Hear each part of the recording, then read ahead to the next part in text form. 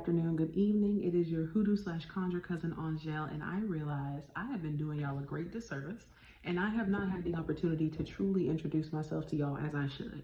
So first and foremost, I want to say hi. How are you doing? Hopefully whenever you see this video, it's coming across to you when you need it. But I'm going to start with the formalities. Of course, as y'all know, my name is Angelle. I hail from a small place in southern Louisiana by the name of Crowley, not too far away outside of Lafayette. I am 28 years old. I am your resident Leo, so I was born in August. And I've had a lot of questions, honestly, since beginning.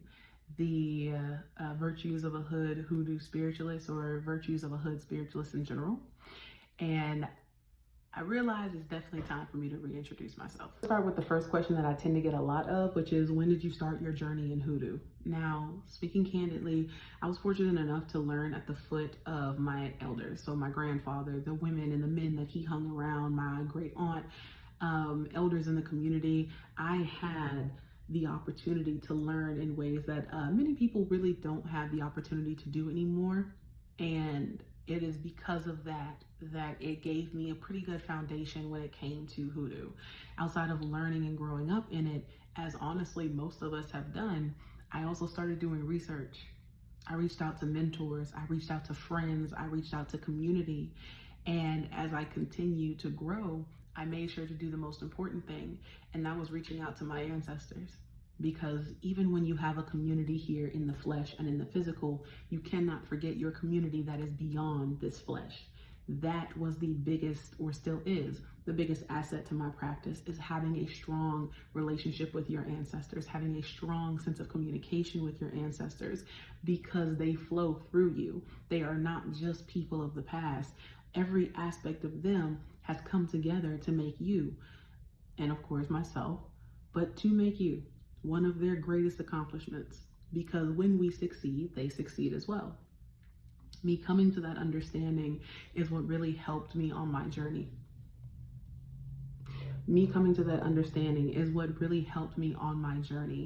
And it gave me a really good starting point to understand the things that I do now. So another question that I get a lot of is, what inspired you to even start educating and start sharing information online? And I'm gonna be really honest with y'all.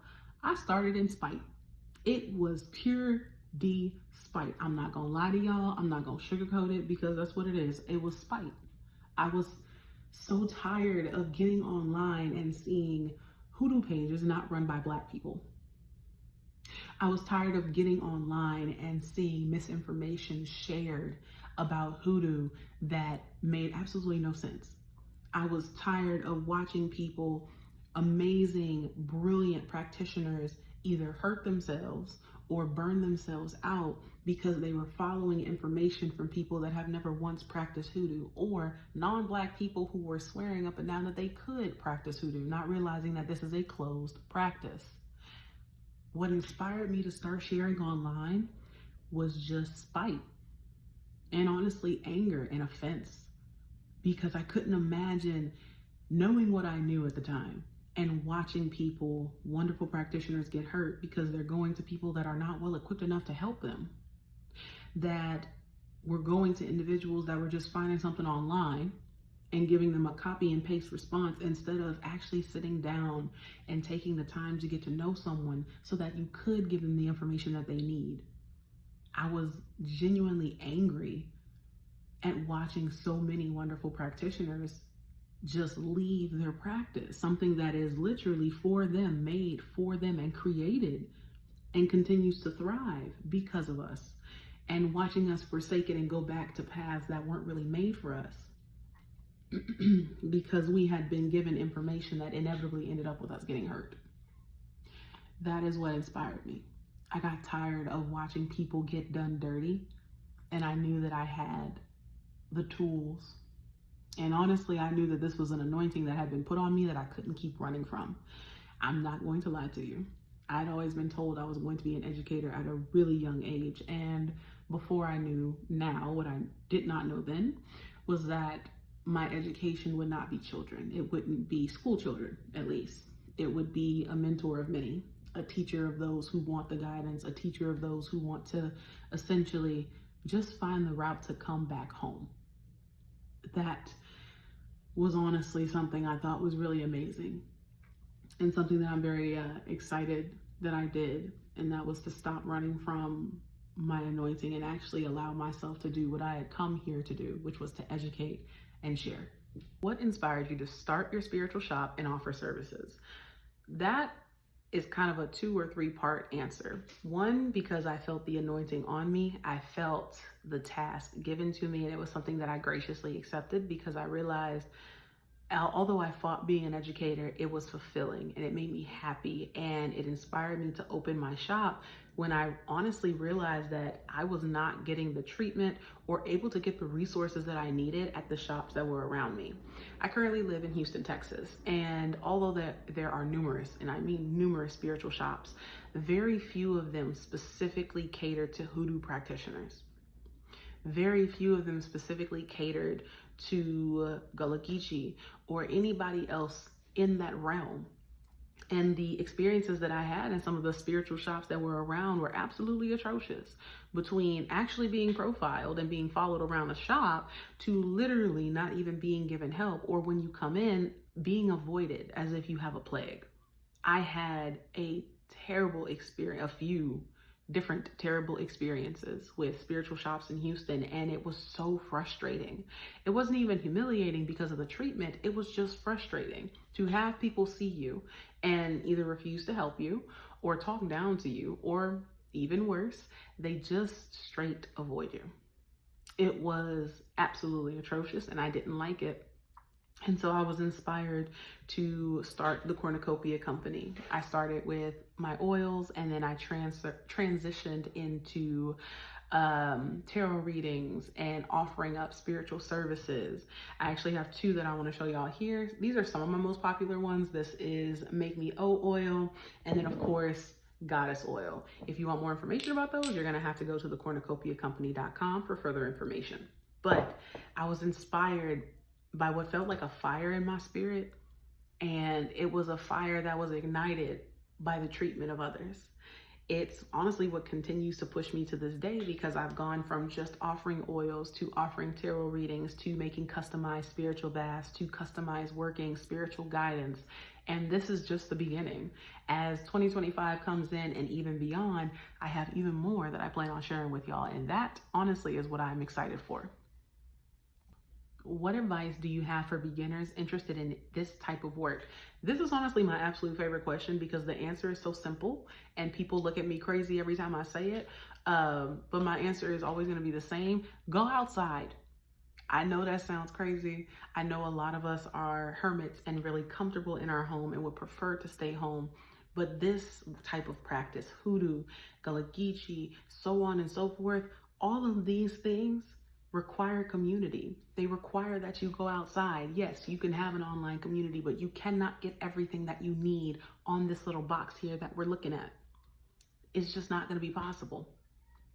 My best advice will always be go outside. Literally get in the field. The best thing that you can do for yourself is actually get in contact with all of the versions of you.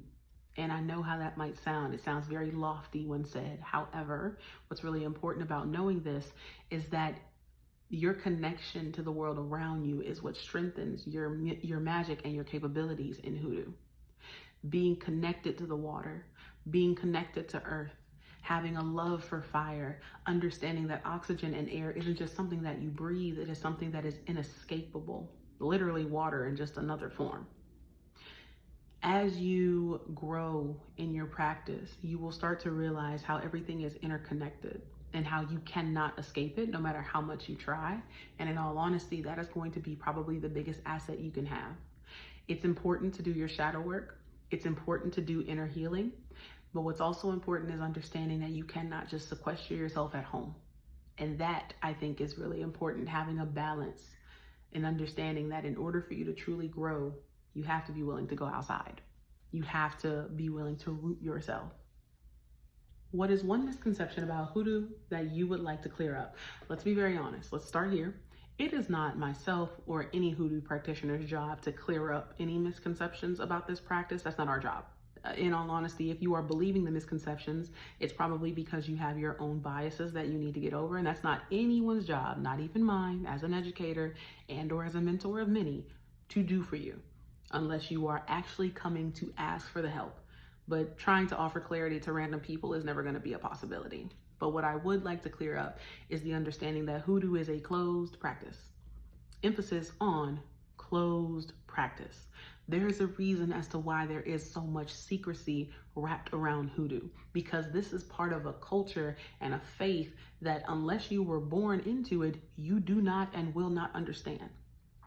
And it's really important that this is specified, because the amount of non-Black people, non-Black American descendants that I have come across who want to practice hoodoo and are upset when I have to explain to them that that is not a possibility is a little sad.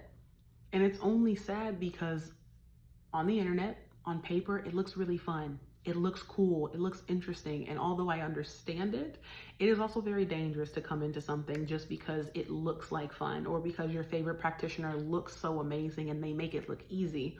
This is not a practice for those who are having difficulty standing on their own 2 feet, because this practice will give you a reality check unlike anything else. It is not something that can be picked up and put down when it's fun.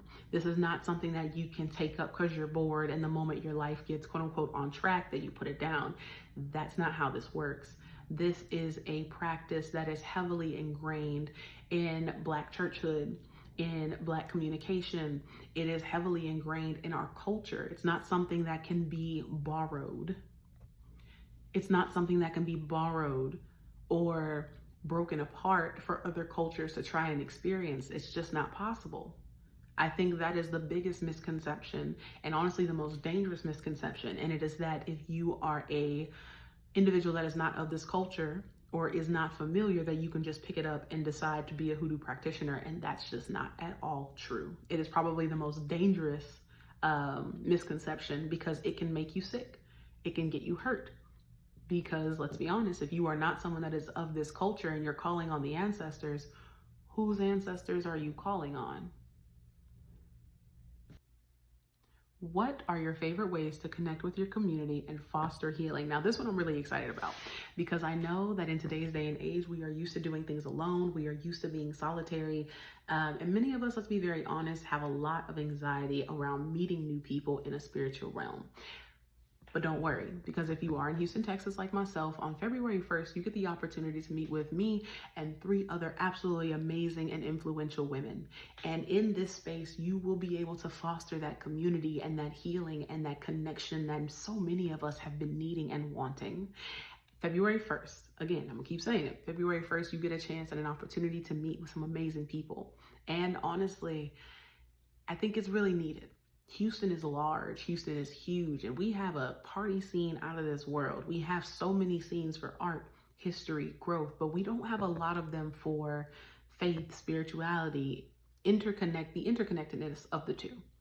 And pretty soon, for 2025, you will get the opportunity to meet up with us. If you go to the link in my bio, there's information there that'll allow you to be able to purchase tickets. They start at $15, and I'm also gonna tag these amazing women below in this video, so that way you guys can go ahead and see these wonderful people who honestly are glowing. I know that this is going to be something that is going to change a lot of things for a lot of people. And in all honesty, I look forward to seeing you all February 1st.